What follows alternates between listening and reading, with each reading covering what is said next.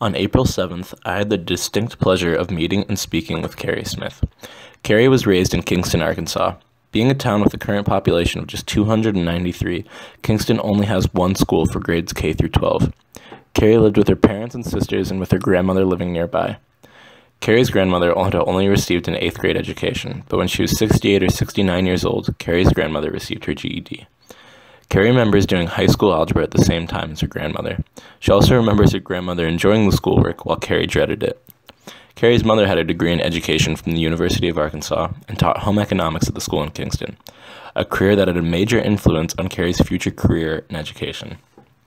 Kerri's father received a high school education and then volunteered to fight in the Vietnam War. Kerri's father had a career as an inspector of turkey plants in the USDA, but during his career, Kerri's father would eventually go away to fight in the Gulf War, an event that had a major impact on Kerri as a young girl. As she was growing up, Kerri was surrounded by avid readers and writers. Her mother was always reading and writing for her career as an educator, as well as reading the Bible. Kerri's grandmother was always reading for pleasure, specifically romance novels. Even Kerri's sisters were avid readers, taking after their mother and grandmother. Kerri, on the other hand, was not much of a reader. Kerri was a social butterfly and an athlete.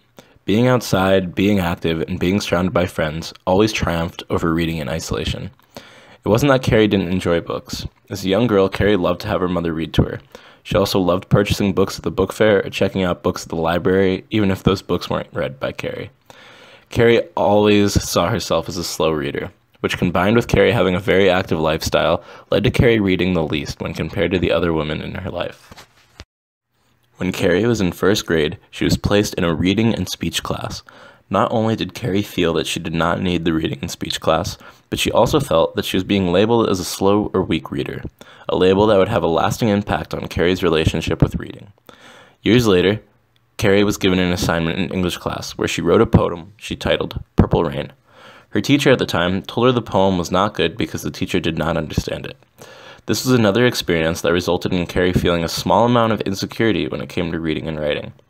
Kerri wasn't a troublemaker as a child, but she definitely loved to goof off and realized that she could make it through school by doing the minimum work required of her. Kerri remembers meeting friends before class and trading math homework for English homework, a fantastic idea and a great way for Kerri and her friends to spend less time doing homework and more time out and about hanging out with each other. Kerri also remembers a math teacher that had a major impact on her. The teacher allowed the students to take part in hands-on projects, something that really interested Kerri at the time.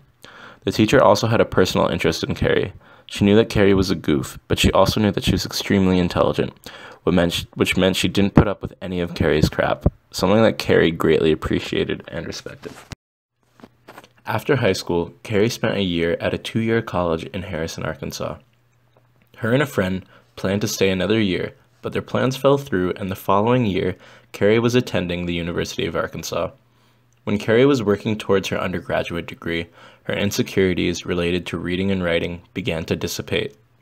After undergraduate, Kerri began teaching preschool, a job that she never imagined she would enjoy, especially after not having the greatest time in school as a child. The first time a student had a breakthrough and finally learned to write the letter L, Kerri knew for a fact that she would always be an educator. After a short time teaching preschool and having no luck finding a full-time job, Kerri went back to the University of Arkansas for a master's degree in human development and family settings.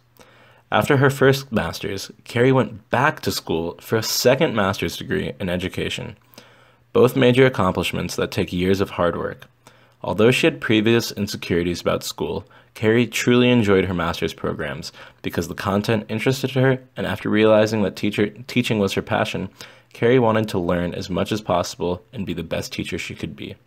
Kerri also received her ESL endorsement, allowing her to teach students who speak English as a second language. Kerri now has a career teaching adult ESL classes in Springdale, a career that Kerri adores and spends ample amounts of her time dedicating herself to. When I asked Kerri if she had any hobbies, she couldn't really think of any, and that's because work is her hobby. Still extremely eager to learn, Kerri is always researching and studying for her job, going to conferences around the country to get other teachers' perspective and insight on teaching ESL students. Kerri is an extremely intelligent and inspirational person. Being labeled at a young age had a major impact on Kerri. When teachers label or discourage students, they have a tendency to not only believe the students, but to start underachieving to fit the label. It's a self-fulfilling prophecy. After starting her college education, Kerri realized that labels do not define her, and when she found a field that she was passionate about, she broke free of those labels and insecurities and excelled as a wonderful student who worked hard. I can't imagine the amount of reading and writing Kerri had to do for 2 master's degrees, and she still thinks she's a weak reader. Kerri's story showed me that education system is flawed and that being marginalized by the system